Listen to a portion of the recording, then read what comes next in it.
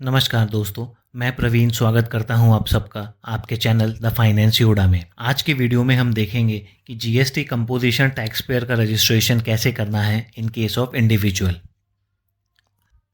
चालू करने से पहले कुछ इंपॉर्टेंट डॉक्यूमेंट्स अगर हम हमारे पास हैंडी रखेंगे तो रजिस्ट्रेशन करने में आसानी रहेगी। आइए उन डॉक्यूमेंट्स को डिस्कस करते हैं। आधार कार्ड, एड्रेस, रेसिडेंशियल और प्लेस ऑफ बिजनेस दोनों का, बैंक डिटेल्स, एग्जिस्टिंग लाइसेंसेस या कोई रजिस्ट्रेशन सर्टिफिकेट्स कोई भी एक्ट में अगर इशूड हुए हैं तो वो, permanent account number, passport size photo और proof of place of business जिसमें डीड, अगर आपका खुद का ओन प्रीमाइस है तो सेल डीड, अगर रेंट पे लिया हुआ है तो रेंट डीड, और अगर ओन प्रीमाइसेस है तो इंडेक्स कॉपी, इलेक्ट्रिसिटी बिल या प्रॉपर्टी टैक्स बिल भी चल सकता है।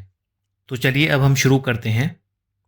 आपको अपने ब्राउज़र पे gst.gov.in में जाना है। सर्विसेज में रजिस्ट्रेशन में न्यू रजिस्ट्रेशन पे क्लिक करना है। इसमें न्यू रजिस्ट्रेशन वाला टाइप सिलेक्ट करना है। अब इसमें आपकी कैटेगरी आप सिलेक्ट कर सकते हैं, tax payer, tax deductor, GST practitioner के अदर नोटिफाइड पर्सन। हमारे केस में टैक्स पेयर है तो हम टैक्स पेयर पे क्लिक करेंगे। अपना स्टेट आप सिलेक्ट कर सकते हैं। उसके बाद आपका जो भी डिस्ट्रिक्ट है उस स्टेट में आप वो सिलेक्ट कर सकते हैं। तो हम राजस्थान में अभी जयपुर का कर रहे हैं। यहाँ पे आप अपने बिजनेस का लीगल नेम आपको लिखना है। इन केस ऑफ इंडिविजुअल्स जो लीगल नेम रहेगा वो जो पैन पे जो इंडिविजुअल का नाम प्रिंट है वही रहेगा, तो हम वही नेम यहाँ पे लिखेंगे। आपको परमानेंट अकाउंट नंबर उस इंडिविजुअल का लिखना है और ईमेल आईडी और मोबाइल नंबर। ये सब डिटेल्स डालने के बाद आपको कैप्चा कोड डालना है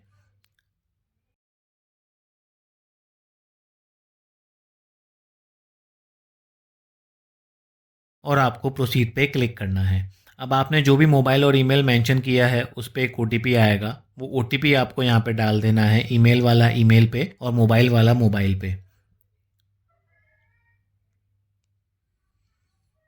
डिटेल्स डाल के प्रोसीड पे क्लिक करना है। अब आप देख सकते हैं आपको एक मैसेज आएगा कि हमारा टीआरएन नंबर सक्सेसफुली जनरेट हो गया है। साइमल्टेनियसली आपको ईमेल भी आ जाएगा जिसमें वो टीआरएन नंबर मेंशन हुआ होगा। अब हम यहाँ पे प्रोसीड करके एप्लीकेशन कंटिन्यू कर सकते हैं। टीआरएन नंबर डाल के, कैप्चा कोड डाल के और प्रोसीड पे क्लिक करेंगे।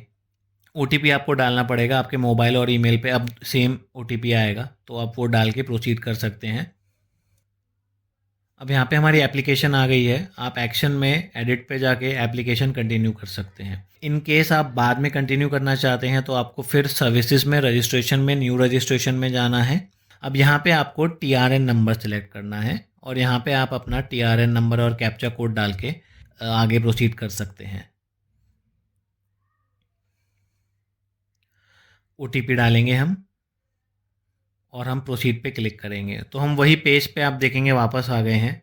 हमारा जो सेव्ड एप्लीकेशन आएगा, ठीक है। तो यहाँ पे अब हम एक्शन में एडिट पे जाके अब हम कंटिन्यू करते हैं। तो ये हमारा पहला टैब है जहाँ पे हम डिटेल्स ऑफ द बिजनेस डालेंगे। जो लीगल नेम और पैन है वो जो हमने इनिशियल रजिस्ट्रेशन के टाइम डाला था वो ऑटोमेटिकली ऑटोफिल हो जाएगा। अब हमें यहाँ पे ट्रेड नेम डालना है, ठीक है। तो जो इंडिविजुअल होगा उसका लीगल नेम इंडिविजुअल है। जैसे मेरा नाम प्रवीण है तो लीगल नेम मेरा प्रवीण आएगा। और हो सकता है जैसे मेरा ट्रेड नेम मैं द फाइनेंस योड़ा सिलेक्ट करना चाहता हूँ तो वो ट्रेड नेम मैं यहाँ पे डालूंगा। पार्टनरशिप फर्म्स या अगर आप कंपनीज का कर रहे हैं तो उस केस में बेसिकली चांसेस हैं कि लीगल नेम और ट्रेड नेम सेम हो जाए। जैसे फॉर एग्जांपल अगर मैं XYZ प्राइवेट लिमिटेड के नाम से कर रहा हूँ और उनका ट्रेड नेम भी XYZ प्राइवेट लिमिटेड है तो वो सेम होगा। तो अब हम यहाँ पे कंटिन्यू करते हैं। आपको ट्रेड नेम यहाँ पे डाल लेना है। तो मैं इस पर्टिकुलर क्लाइंट के लिए ट्रेड नेम जो इन्होंने मुझे भेजा है वो मैं यहाँ पे मेंशन कर देता हूँ। सिंस ये इंडिविजुअल है तो जो कंस्टिट्यूशन ऑफ बिजनेस है वो प्रोप्राइटरशिप आएगा, तो वो हमने सिलेक्ट कर दिया है। अब यहाँ पे आपको टिक करना है अगर आप कंपोजिशन के लिए कर रहे हैं। नीचे उसका कैटेगरी आपको वो पूछेगा। हमारे केस में अभी ये एनी अदर सप्लायर है तो हम उस पर क्लिक करके कर रहे हैं। अगर पहले दो ऑप्शंस आपको एप्लीकेबल हैं तो आप वो टिक कर सकते हैं। यहाँ पे आपको टिक करना है और रीज़न टू ऑब्टेन रजिस्ट्रेशन बताना है। तो हमारे केस में हम वॉलंटरी बेसिस पर रजिस्ट्रेशन ले रहे हैं।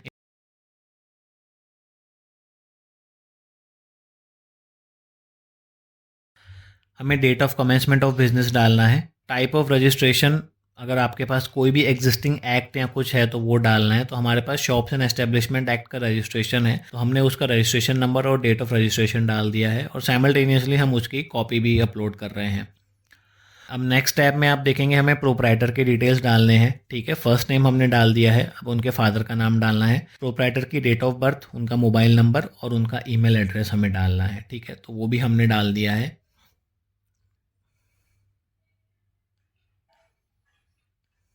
उनका जेंडर सिलेक्ट करना है और उनकी आइडेंटिटी इन्फॉर्मेशन, उनका जो डेजिग्नेशन है वो प्रोप्राइटर रहेगा या इंडिविजुअल, आप कुछ भी डाल सकते हैं।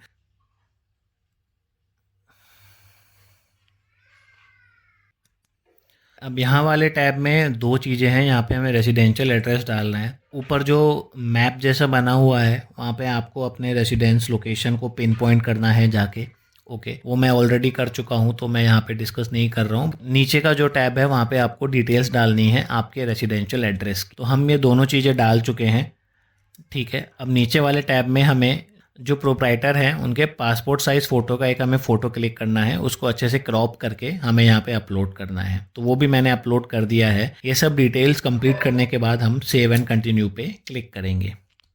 अब ऑथोराइज रिप्रेजेंटेटिव वाला जो टैब है, हमारे केस में हम कोई भी ऑथोराइज रिप्रेजेंटेटिव नहीं अपॉइंट कर रहे हैं तो वो नो रहेगा और हम सेव एंड कंटिन्यू पे क्लिक करेंगे। अब इस वाले टैब में ये जो अब हमारा टैब है वो है हमारा प्रिंसिपल प्लेस ऑफ बिजनेस वाला टैब, मतलब इसमें हमें हमारे बिजनेस का जो डिटेल्स है वो डालना है।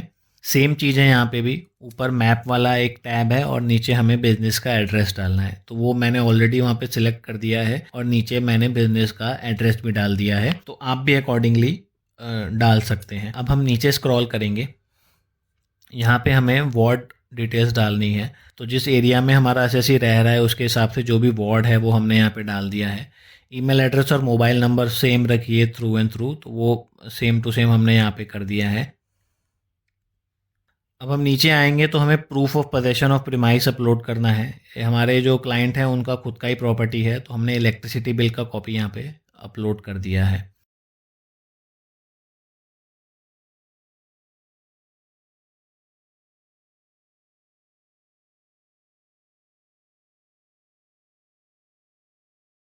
अब आपसे नेचर ऑफ बिजनेस एक्टिविटी पूछेगा, तो यहाँ पे हमारा होलसेल और रिटेल है, तो हमने दोनों सेलेक्ट करके अब हम सेव और कंटिन्यू पे क्लिक करेंगे।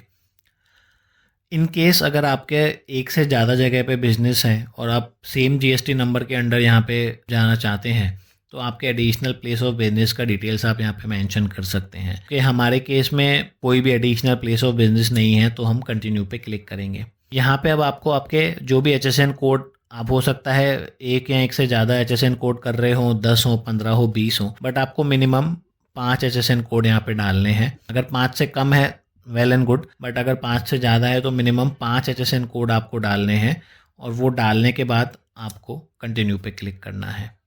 तो हमने 5 डाल दिए हैं, तो अब हम आगे बढ़ रहे हैं। अगर यहाँ पे कुछ आपका प्रोफेशनल टैक्स नंबर आपने लिया हुआ है तो आप यहाँ पे वो डाल सकते हैं। हमारे केस में ये सारी चीज़ें नॉट एप्लीकेबल है, तो हम आगे बढ़ेंगे। अब यहाँ पे हमें सिस्टम पूछेगा कि हमें आधार ऑथेंटिकेशन ऑप्ट करना है, तो हम यस करेंगे, ओके पे क्लिक करेंगे और आगे बढ़ेंगे। यहाँ पे हमें ऑथोराइज सिग्नेटरी का नेम और प्लेस डाल के एप्लीकेशन सबमिट कर देनी है। आप DSC या EVC से कर सकते हैं, हमने EVC से किया है। OTP डालने के बाद आप देखेंगे कि हमारी एप्लीकेशन सबमिट हो चुकी है। साइमल्टेनियसली सिंस हमने आधार ऑथेंटिकेशन ऑप्ट किया था तो हमें डिपार्टमेंट से एक ईमेल आएगा जिसमें वो एक हाइपरलिंक देंगे और उस हाइपरलिंक पे क्लिक करके हमें आधार ऑथेंटिकेट करना है। जैसा कि आप अपनी स्क्रीन पर देख सकते हैं, क्लिक हेयर पे हम क्लिक करेंगे। अब यहाँ पे हमें आधार नंबर डाल के ऑथेंटिकेशन करना है। आधार ऑथेंटिकेशन के बाद OTP आएगा, आपको क्लाइंट से OTP लेके आप यहाँ पे डाल सकते हैं। यहाँ अगर आप खुद के लिए कर रहे हैं तो आपके मोबाइल नंबर पे आएगा। OTP डालने के बाद आप वैलिडेट कर सकते हैं। अब आप देखेंगे कि हमारा जो आधार है यहाँ पे ऑथेंटिकेट हो गया है, सक्सेस का पॉपअप आ गया है। ओके पे क्लिक करेंगे। अब आप देख सकते हैं कि यहाँ पे डिटेल्स ऑफ आधार होल्डर आ गई है, फ़ोटो आ गया है, नेम आ गया है, ईमेल आ गया है। यह करने के बाद अब डिपार्टमेंट आपने जो एप्लीकेशन सबमिट की है वो वेरीफाई करेगा। इफ़ ऑल इज़ ओके तो आपको आपकी स्क्रीन पे जो आप ईमेल देखे हैं ऐसा ईमेल आ जाएगा। इसमें आपका यूज़र नेम और आपका पासवर्ड और आपका GST नंबर होगा। यह मेल रिसीव करने के बाद आपको तुरंत gst.gov.in पे जाना है और अपना पासवर्ड चेंज कर देना है। साइन इन करने के बाद आप अपना आरसी डाउनलोड कर सकते हैं। इस तरह से आपका आरसी आएगा जिसमें आपका registration number, legal name, trade name, constitution of business और एड्रेस आ जाएगा। ठीक है, अगर आप इसमें नीचे स्क्रॉल करेंगे तो आप देखेंगे आपकी वैलिडिटी आ जाएगी और आपका टाइप ऑफ रजिस्ट्रेशन आ जाएगा। अब आप इसमें देख सकते हैं ऑल्दो हमने कंपोजिशन में अप्लाई किया है बट आरसी में जो रजिस्ट्रेशन आ रहा है वो रेगुलर है, तो इसमें कोई घबराने की बात नहीं है। आप ऑनलाइन का जीएसटी नंबर मेंशन करके चेक कर सकते हैं और वहाँ ऑनलाइन आप देख सकते हैं कि वहाँ पे कंपोजिशन आएगा। डिपार्टमेंट अभी जो भी आरसी इशू कर रहा है उनमें वो बाय डिफ़ॉल्ट वहाँ पे रेगुलर ही लिखा हुआ आ रहा है। ठीक है, ये सब करने के बाद आपको एक ईमेल और आएगा डिपार्टमेंट से जिसमें वो आपको बोलेंगे कि आपको अपनी बैंक डिटेल्स डालनी है विदिन 45 डेज। तो बैंक डिटेल्स आपको कैसे डालनी है, आपको gst.gov.in पे जाना है, लॉगिन करना है। सर्विसेज के अंदर रजिस्ट्रेशन वाले टैब के अंदर amendment of registration non core fields पे आपको क्लिक करना है। उसमें आप क्लिक करेंगे तो आपके सामने यह विंडो ओपन होगी। उसमें आपको बैंक अकाउंट्स वाले टैब पे जाना है। बैंक अकाउंट्स वाले टैब पे जब आप जाएंगे तो वहाँ पे आपको बैंक ऐड करने का ऑप्शन बताएगा, आपको आपका बैंक ऐड कर देना है। मैंने ऑलरेडी कर रखा है तो ये इसलिए ऑलरेडी होके आ रहा है। बैंक ऐड करने के बाद आपको कंटिन्यू पे क्लिक करना है। कंटिन्यू पे क्लिक करने के बाद आप ये वेरिफिकेशन वाले टैब पे आएंगे। यहाँ पे आपको ऑथोराइज सिग्नेटरी में सिलेक्ट करना है, प्लेस डाल के, और आपको सबमिट विथ ईवीसी या डीएससी जैसे भी आपको कन्वीनियंट हो आपको कर देना है। ये सब आप कर देंगे और एप्लीकेशन डिपार्टमेंट को सबमिट हो जाएगी। जैसे ही आपकी वो एप्लीकेशन अप्रूव हो जाएगी आपको एक ऐसा ईमेल आ जाएगा कि amendment in non core fields update हो गई है, मतलब कि हमने जो बैंक डिटेल्स डाला था वो अपडेट हो गया है। तो जीएसटी में शुरू से लेके एंड तक आपको क्या करना है, स्टार्टिंग फ्रॉम टीआरएन नंबर कैसे जनरेट करना है और एंड में बैंक अकाउंट कैसे आपको अपडेट करना है, ये पूरा मैंने इस वीडियो में आपको एक्सप्लेन किया है। उम्मीद करता हूँ आपको ये वीडियो पसंद आया होगा। वीडियो को ज़्यादा से ज़्यादा लाइक और शेयर कीजिए और ऐसा ही कंटेंट देखने के लिए आपके चैनल द फाइनेंस योडा को सब्सक्राइब कीजिए। धन्यवाद।